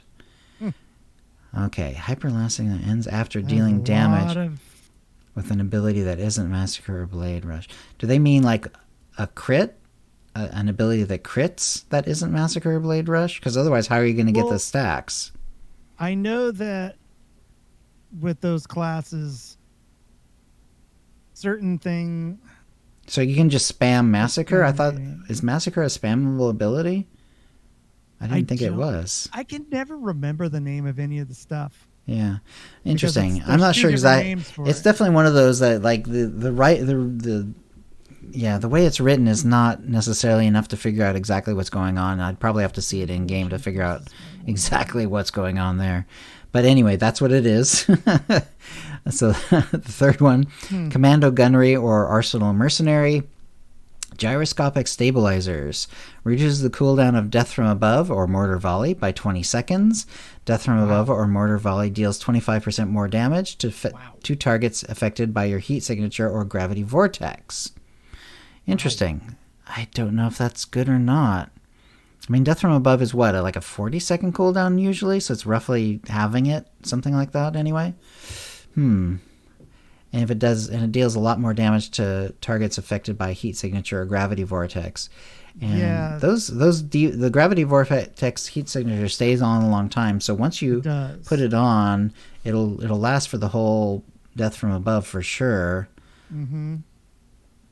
Well, I know that. Are there any? Is there a spec that spreads the gravity vortex or heat signature to other targets? I have no idea. I don't. Because if not, I mean, this is pretty much single target unless you're willing to change target, hit your gravity, hit your gravity vortex ability on each one. Anyway, it's an interesting one. I know that they've been underperforming in DPS quite a bit. Yeah. The gunnery and arsenal. Right. Reducing the cooldown by roughly half is pretty cool anyway. Yeah. That makes it almost like a normal type of cooldown. Like there's some regular, rotation abilities that are like 15, 18 seconds. And if Death from Above is 20 or maybe 25 seconds at most, because I can't remember if it starts at 45 or 40 or whatever it is, but it's not more than that, I don't think. Anyway, okay. Using it in your rotation. Yeah, turning it into part of your rotation is pretty cool. Is going to be really good. Yeah, and dealing 25% more damage with it too. Yeah. And it's a pretty hard-hitting ability. It always has been. Yeah. Okay. Especially if there's multiple commandos in the group, having them target separate targets with their heat signature and gravity vortex could mutilate strongs. Maybe so, yeah. It says your heat signature, but maybe any heat signature would work. I don't know. That's a good, the wording is sometimes that specific. Right. I don't know. The fourth one, anyway. Yeah, the fourth one is Commando Assault Specialist or Mercenaries Innovative Ordnance. It's called Magnetic Resonance, and it says exploding thermal detonator or assault plastique early with using mag shot or mag bolt causes your next power shot or charged bolts to deal additional elemental damage. So we don't get a number on that, unfortunately. It's clear that that's one of those that, it's going to be viable or not, depending on how much damage you're getting. Right. But, it does sound like something that's... I do remember this one, because it's kind of cool because usually, like, the thermal detonator goes on and then you have to kind of wait for it to explode. But then you can... with this one spec, you can make it sort of pop early. Not only can you make it pop early, which is great already, because... Like, part of the cool thing about thermal detonator is that it has a relatively high cooldown, but also it has a delayed damage. And because it has both of those things, it hits really hard. Like, it has to, because otherwise it wouldn't be really worthwhile. Right. But not only can you get the damage faster now, by popping with mag shot or mag bolt, but you also cause your next power shot or charged bolt to deal additional damage. And how much extra is, like I said, we don't know, but it's a cool idea. Yeah. Definitely. Let's see. All right. Fixed an issue where players didn't have access to their initial combat style or origin story and ship when adding a second combat style. Okay. Ooh, glad that's fixed. Yeah, that would suck. All right. Now the combat style changes. I'm not sure why they put that one there because it's kind of sandwiched in between some other things. But anyway. All right. Combat style changes. So, we'll probably just do one side or the other because it gets a little samey if you keep doing the same one when it does both sides. But anyway, so Vanguard Shield Specialist, which is Power Tech Shield Tech, Pulse Cannon now correctly receives 40% of damage increase from Pulse Engine, and Ion Overload now applies shock to all targets hit by high impact bolt. So there we go. Plasma Tech, Tactical Strike. When dealing AoE damage, the primary target no longer gets hit twice. So that sounds like a bug fix, maybe, or maybe it actually is just a change. Tactics. Vanguard now correctly builds energy loads at level 73. So that's a bug fix for sure. Kill Zone. When dealing AoE damage, the primary target no longer hits twice. Ricochet rounds. When dealing AoE damage, the primary target no longer gets hit twice. So there's apparently some sort of bug in the game where a lot of things were getting hit twice by AoE, like if they were the main target. There are certain AoEs that are like ground-based, other AoEs that are target-based. And apparently the target-based ones have been, the actual targets have been taking additional unanticipated damage, apparently. For Commando, which would be Mercenary, on the other side. Gunnery. Increase the critical damage bonus given by a deadly cannon passive to 30%, up from 15%. So this is just straight improvements, not bug fixes. Increase the crit hit chance from rotary cannon to 10%, up from 5%. Boltstorm heat cost is reduced to 16 from 20. Nice. Vortex bolt heat cost has been reduced to 10, down from 12. Increasing the damage bonus from tracing residue mod to 10%, up from 5. So lots of little damage increases and also heat cost reduction for gunnery there. Assault Specialist, increase the bleed damage of serrated bolt by 16%. Increase the elemental attack damage bonus on bleeding targets gained from Relentless Assault passive to 5%, up from 3.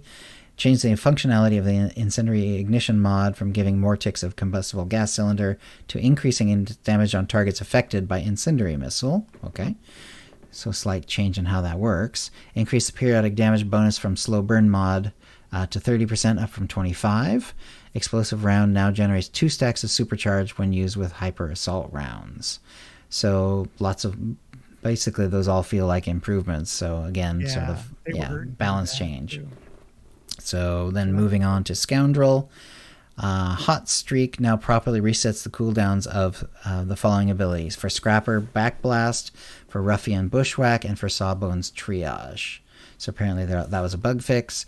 A corrected Trick Move ability cooldown to 35 seconds from 45, which is pretty cool because Trick Move, you have to actually choose it now. It's not automatically one that you get.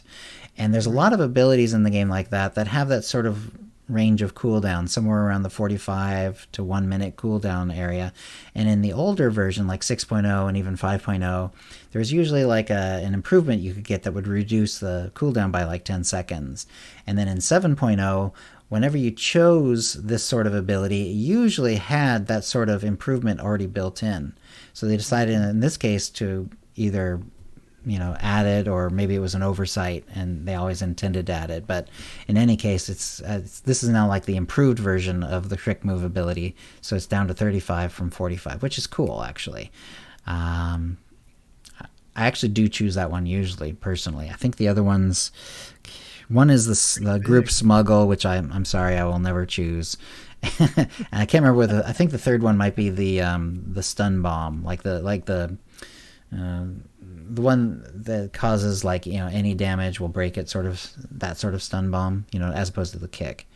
But anyway, Dirty Kick now has the same cooldown and costs the same amount of energy as the operative's ability Debilitate, which obviously. Ability sound in the game. Oh, the Dirty Kick. Yeah, it's all... Let's see. And for Scoundrel Sawbones, fixed an issue where Healer's Edge mod was giving a bonus to critical hit chance. Okay. Let's see. For Gunslinger, fixed the thermal grenade explosion visual effect. Fine. Redesign the Hotwire defensive passive mod to additionally give, when taking damage while Entrench is active, the cooldown of Bag of Tricks is reduced by 2 seconds. This can only occur every 3 seconds. Interesting, yeah. And then for Dirty Fighting, Blood Sights no longer increases bleed damage by 10%. Nice Try grants Charge Burst, Dirty Blast, Winning Shots, and Shrap Bomb 3% increased damage, down from 5. And Sharp Objects critical hit damage from periodic effects is reduced to 5%, down from 10%. So in other words, they felt the Gunslinger Dirty Fighting was a little overtuned. Saboteur redesigned jury-rigged mods to additionally give. Charge Burst deals additional elemental damage to targets affected by Interrogation Probe. Okay, the amount doesn't say, but that sounds, since it additionally give, I'm assuming that's just a straight buff. Increase blazing speeds damage by 25%. Okay, that's pretty nice. Let's see, and then getting to the next one. Let's see, so Shadow fixed an issue with Jera's Persistence Tactical, where it was not properly adding a charge to Shadow Stride for the Shadow combat style. There's the same on the Assassin one. And for Sage and Sorcerer, Revitalized Packet legendary item now correctly works for Sage. Okay. So that sounds like a healing one for sure. The visual effect of preserved force armor ability is now correctly playing when used on a target. And then for Balanced Center Point, when the AoE damage is triggered, it no longer hits the primary target twice. Apparently this is a thing in the game. Returning Light, Sever Force, triggers Returning Light when they tick. Rate limit is reduced to 3 seconds, down from 5 seconds. Okay. Let's see. And then for Lightning Sorcerer, the Sorcerer's ability, Halted Defensive, deals the same crit damage as Sage's Mirror ability, Power of the Force. So occasionally they have little, mirroring issues like that. Right. Let's see. Again, no longer hits twice. Okay, so just moving on to Sentinel, which is Marauder. It's quite a bit on them. Its inspiration is now granted at level 51 instead of level 60. Nice. Yep. It redesigned defensive role passive mod, which is now called Steel Self, and which now does the following. Increases internal and elemental damage reduction by 3%. In addition, activating Inspiration, Rebuke, or Transcendence reduces the damage you take from area effects by 30% for 10 seconds. Oh, so Sentinels can now get the area effect reduction. That's cool. This is now only available for combat and watchman disciplines. Reduce the ability recharge time of Force Clarity by 15 seconds. Updated the tooltip of the Rushdown passive ability for clarity. Okay, that's fine. For Watchman Sentinels, fixed an issue with the Burning Zen mod where charges of Zen were being consumed from the damage dealt from Burning Zen. Okay. That does sound a little unfair. Sounds terrible. And updated the description of Burning Zen to better communicate its effect.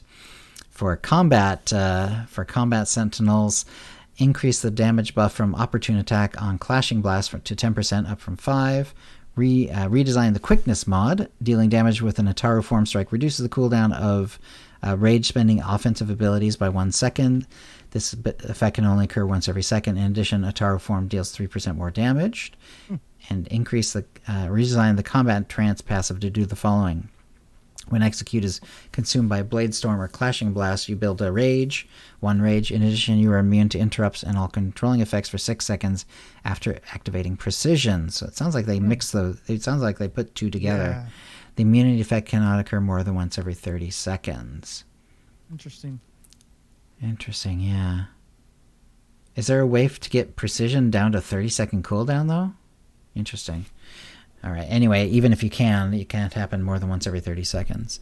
And finally, for Concentration Sentinels, and I love how they actually said Rage, even though it was a Sentinel. It's supposed to be focus. Concentration. Reduce Zenith crit chance and damage bonus to 15%, down from 20%. Redesign the Gravity Vortex passive, and it is now a level 51 mod choice for Concentration, replacing defensive role. Force Crush / Force Exhaustion triggers Gravity Vortex, granting immunity to interrupts and all controlling effects, and reducing damage taken from area effects by 15% for 6 seconds. So they also have immunity for 6 seconds, right? Plus the only 15% in this case area effect reduction. Again, effect cannot occur more than once every 30 seconds. So Force Crush and Force Exhaustion. Yeah, and that one definitely is less than 30 seconds as a cooldown. So it's only going to happen basically once every 2 times that you use it, something like that. Yeah. Interesting. It's a good one. Yeah. I use it all the time. Let's see, and then Marauders should be mostly mirrored. Yeah, and it looks like it is. Let's see. And then Guardian Juggernaut. Guardian, Vigilance. Reduce the damage done by Branding Burst mod by 50%. And Focus. Reduce Zenith crit chance and damage bonus to 15%, down from 20%. And same thing on the Juggernaut. Okay, so fair bit of balance there. Starry Saber said, I thought the changes to Gunslinger and Sniper were a little bit odd considering the class is underperforming in general. Yeah, that was interesting. It seemed like it was mostly Virulence too, especially that was getting hit. There was, for example, the engineering one, you get the increased electrified railgun damage and all that sort of thing. But yeah, the Virulence really got hit. So I guess they really felt the Virulence was overtuned compared to the other ones anyway. Hitting twice instead of once? No, they just gave him some straight nerfs, pretty much. Let's see, where is it? Let me find it again. Gunslinger, Dirty Fighting, which is the equivalent of Virulence. So that was the one that said blood sights no longer increase bleed damage by 10%. Let's see, Nice Try grants increased damage from several abilities to 3%, down from 5%. And Sharp Objects critical hit damage from periodic effects is reduced to 5%, down from 10%. So it's just 3 straight nerfs. So yeah. Ouch. Mm-hmm. All right. So a fair bit of balance there. We'll see how things kind of wash out after that. Flashpoints, general master mode flashpoints are now only available in Group Finder at level 80. Cool. So yeah, I think for master mode that should be how it is. That should always be like a max level sort of thing. I agree. Players can no longer select a flashpoint from the group finder window if they already have a mission for the same flashpoint at a different difficulty level. That's kind of nice because I think sometimes it causes confusion. It does. The exit area button now appears on the minimap when a player is inside a flashpoint. I think sometimes it's just an arrow, like it's just a little button that looks like an arrow on the top of the minimap, and you can still click on it and then exit. But if you're new to the game, that's you might not know that. So now it should say exit arrow, which it used to. I've noticed also that there's a graphic error sometimes that kind of hides the arrow a little bit too. Okay. So. All right. So yeah, we'll have to. Hopefully that will look right. Let's see. I mean, there's little things too, like players are correctly scaled to level 65 inside Star Fortresses. Okay, great. Let's see. Battle of Rishi. They rebalanced some of the flashpoint damage stuff. I'm not seeing anything too exciting. Oh yeah, in Ruins of Null, it's no longer possible to use the climbing anchor points while in combat. I actually noticed this the other day, and then when I did the flashpoint, I was like, it's not 7.1, so I guess I can do this. And I did, and it turned out it really messed things up. So don't, even if you could do it, it was not good to do it. Because what happens is, because what happens is you use these climbing points to go up, but unfortunately the mission forces you to take out the guys along the way. So if you go past them too far, you can't get back to them, and you can't complete it. So what I had to do is just jump off the cliff and start from the bottom again. But now they just, which is nice, they just kind of made it so you can't click it while you're in combat, and that pretty much takes care of the issue. The Awakened Wardens now reset properly and can be summoned again after defeating the bonus boss. Interesting. I'm not sure exactly why you'd want to do that, but okay. I actually did do the bonus boss on her the other day, and that was fine. Let's see. Okay. Let's see. Red R4 Anomaly Operation Story Mode is now available through Group Finder. To celebrate the release of R4 Anomaly, it will remain in Group Finder every week. Reduce the health of all encounters across all operations and in all modes. Okay. I guess it was a little tough. Well, we did. I remember we had some trouble the other day with the Jar Jar Joyride. It was veteran, but we, pretty much everyone is at level and gear and everything. Maybe we can actually do it now. The Operation Terminal offers weekly missions for level 80 characters only. Let's see. Anything else here? All right. If you see anything else that, of course, just like I said, Kitty, just let me know if you see anything else that you want to jump. Reduce the health of all encounters across all operations. Yes. In all modes. In all modes. Wow. Yeah. That's pretty sweeping, isn't it? Yeah. Let's see. I love it. There's no longer a required level for HK-51's weapon as intended. That'd be fun if you got HK-51 early for some reason, and then he was unarmed until you got to a certain level. Right. Which is kind of funny because it used to be bugged where that he would one-shot people, one-shot NPC. Right. We were just talking about this the other day because I was skipping, Lilu's a bounty hunter, but because I've been pushing so hard on the mission on getting through the story that I hadn't done any of the of getting the companions back. However, if you do it that way, then you need Mako at one point, so they actually give you the Mako one right away, so you can just do it. So I have Mako back, but someone was saying in chat, I can't remember who it was. I'm sorry. But yeah, I tried the Ugnaught leader when I try to get Blizz back kills me every time, and it got really close to me the last time I did it, which was only a month ago on another character. It's a really nasty little fight because he knocks you back hard. He hits super duper hard. Yeah, and now it's actually a note here. The Ugnaught leader in Blizz's recruitment mission, Little Boss, is no longer too difficult to defeat. He is gnarly. Yeah. Doesn't he have a wrench too? He has this huge knockback, a bunch of damage. Yeah. And yeah, it really hurt. I was because I think I was on. I can't remember who I was on. It wasn't Lilu though. I know because she hasn't gotten Blizz back yet. Because like I said, I've just been blasting through this stuff. But anyway, yeah, it was someone, and they had good gear, and it was like, oh man, I was barely surviving that sucker. Yeah, so that'll be good. Let's see.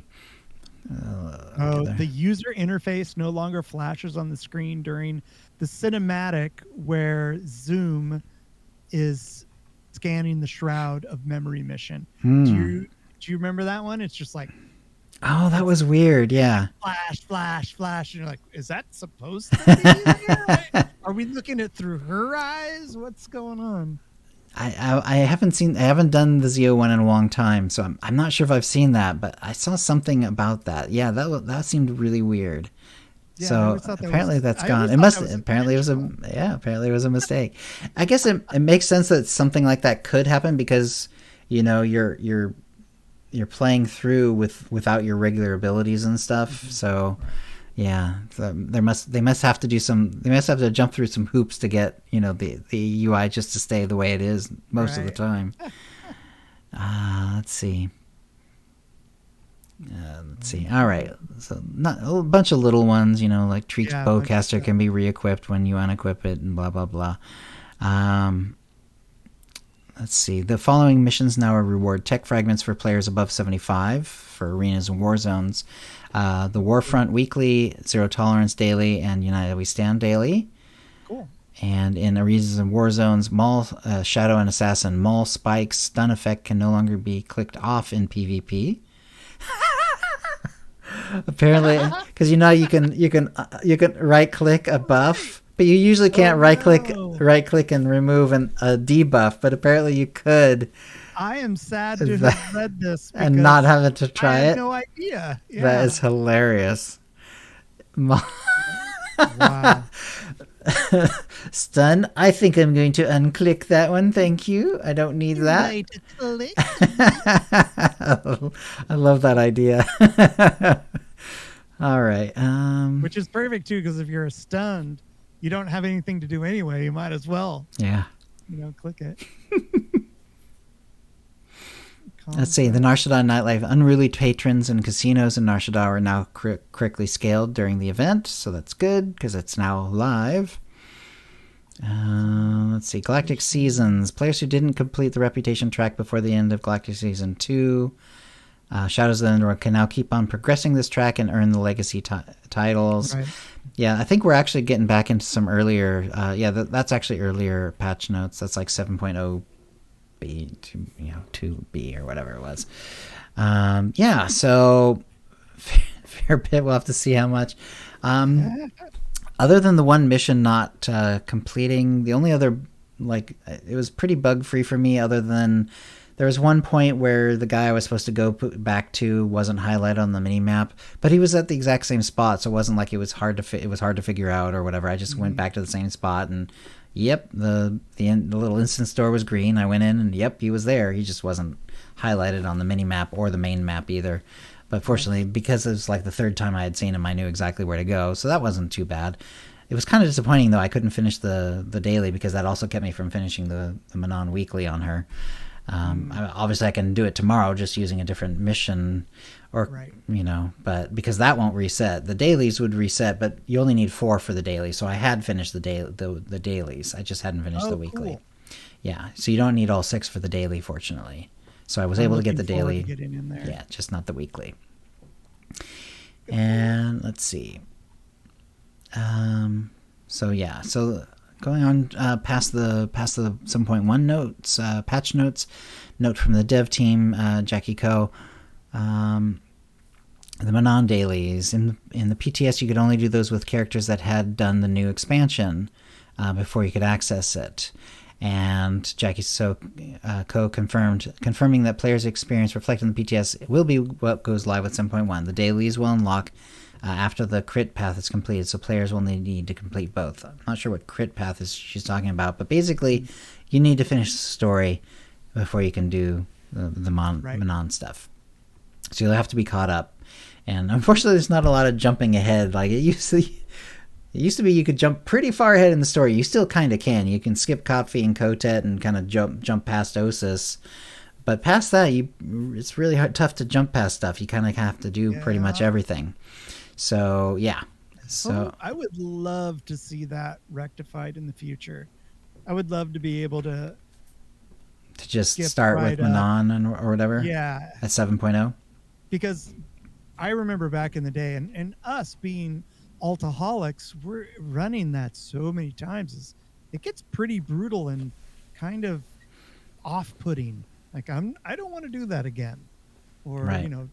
depending on how your mood is. But it'd be nice to be able to skip forward again. All right. Yeah, Bryant Wood said with the guild perks, and we did talk about the yield rewards when going up for small, 70 to 80, medium, 80 to 90, large, 90 to 100. And Bryant Wood said, we're aware of the issues caused by the current guild system. We're looking into it. At 7.1 will include a small change to help this problem. We're going to continue evaluating larger guild leveling and guild perk systems. But here's what you can expect, and it was that. But he also says, with the opportunity to complete 4 quests in a month, the adjustment will provide some more guild commendations to those high-level guilds wanting to stay active with their perks. We'll continue to evaluate both of these systems, and we hope this change makes it easier to keep your guild mates perked up. So basically what happens is, I guess what happens is if you don't have enough of these guild comms, then the guild can't do the guild perks. And the guild perks are really kind of fun, and some of them are actually pretty useful. They have to be careful about not making in-game content, trivialized or anything like that. Right. But, there's perks to help you level, perks to help you move around, perks to help you get more conquest points, stuff like that. Let's see. And then there's the known issues. Under investigation, level, link, and bolster across various content in the game is under investigation. The team is also investigating why companions are underperforming in level synced content. Because today I only did, 7.1 stuff. It was all level 80, of course. So I did not get a chance to see any underperforming companions. So I can't speak to how that feels yet. Players that can't defeat Darth Malgus in the Ruins of Null Flashpoint.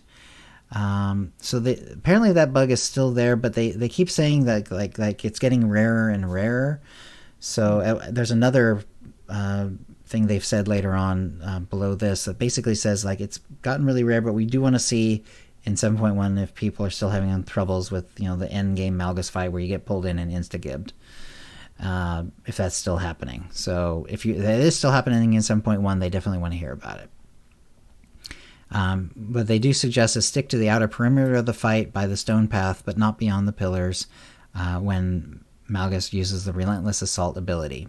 That was kind of what I sort of tried to do. It's kind of hard to do it, especially if, she wasn't a sniper. She was, the shorter range. So right.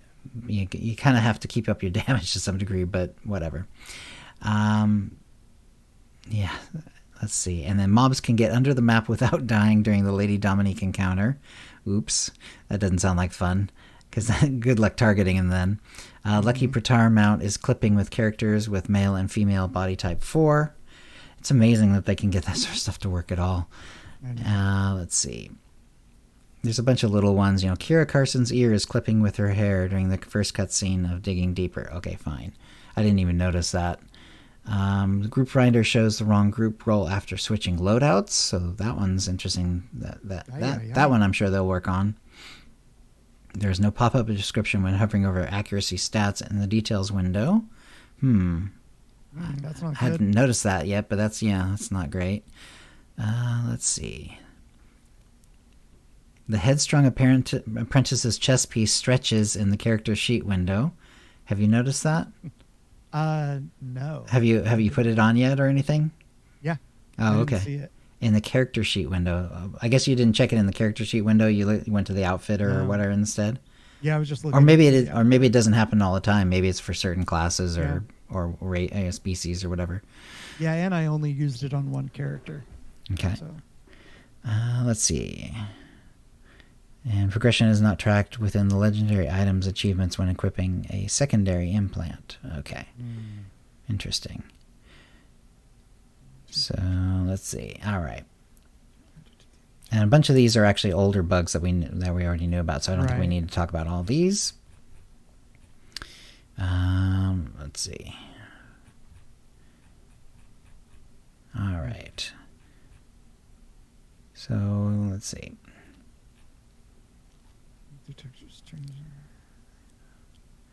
Let's see if there's anything else there.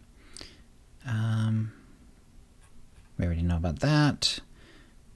Yeah, the Runes of Null Darth Malgus fight. I'll do the sort of the official version here. Jackie Coe wrote, now that 7.1 is live, we'd like to know if anyone is still experiencing issues with this particular fight. While there were changes made to the fight and the environment, and very few reports coming in, we're still not able to have 100% reproduction of this issue. Hence my follow-up post to determine what the player experience is after the update went out. Only submit a report if you'd experienced it after 7.1 has gone live. Please include the following info. What server were you on? What mode did you play? Solo, group, or pre-made group? Where were you on the map when the issue occurred? What were you doing during the moment the issue occurred? Were you jumping, using an ability, or running? Sorry, she didn't say running. I just added that. What message did the combat log give you when your character died? If you have video of the fight, feel free to PM me a link. That's pretty cool. While the bug is focused on the Malgus fight, if you experienced it anywhere else on Elam, please list the location in which it occurred. It's an interesting point, because obviously everyone's focused on this fight, and it might very well be something weird about the environment and it might actually happen. If it happens anywhere else, then that might actually give them a hint as to what's really going on, because like she says, they haven't been able to nail down exactly what's been causing this. Mm-hmm. And despite the fact that they've been getting a lot of reports about it since 7.0 dropped. All right. Anything else about 7.1 you want to say, Kitty? I know. I just can't wait to get in there tomorrow. Yeah. Anything special coming up with your stream? Like anything special because you're now air conditioned or anything like that? I will be playing naked for the rest of the summer, so be ready for that. Perfect. Please send your homemade pasties. Yeah. Twitch will love you, I'm sure. And do you want to do another random name for another code? Let's do random. Let me give me a second. I'm gonna. No worries. See if I can. Pull up the list again. I'm gonna see if I can. Okay. All right. We have a Starry Saber. All right, Starry, congratulations. You're the winner of another, of a second Opal Voptilla mount of this one. Let me see if I can get a whisper to you. And there's the code. I have to update my notes here. And all right, so congratulations, and that's always fun. It's a really cool mount too. In fact, for some characters, I have the Infernal one as well unlocked. But there's for some of my characters, I actually prefer the Opal one. I think the Opal one's cool. It's really cool. All right, so then that's the show. If you'd like to play with us in the Utini Knights Guild on the Republic side of the Tailshawn server, or in our Utini Rage Guild on the Empire side, do a /C join Utini to join the Utini channel. Then let us know you're a fan of the show. You can email questions and comments about the show to OotiniCast@gmail.com. Follow us on Twitter using @OotiniCast. You can find contact details for us on our website, OotiniCast.com, which includes how to subscribe using iTunes, Stitcher, and the rest. We record the show live bi-weekly on Tuesdays, 4 p.m. Pacific, by streaming at twitch.tv/OotiniCast. Our theme song is Doomsday by Jean-Paul Zogby. And thank you to the chat room. Bye, chat. Thank you. And we'll see you next show. All right, folks. Let's go to the dashboard, see who is streaming SWTOR now. Zam's on. You want to do Zamzam? Okay. Let's see. SWTORista's on too. Okay. Well, we've done Zamzam recently, but if you want me to do SWTORista, I could do either one. Let's get SWTORista. It's rare that we get to raid her. All right, that's true. Let's raid her. thanks everyone for coming, and have fun in 7.1. If anyone knows, if you find out how to defeat that one mission on Manon with the little droid to find that thing, please let me know on Twitter or whatever else, or look me up when my stream's going, because that one was driving me buggy.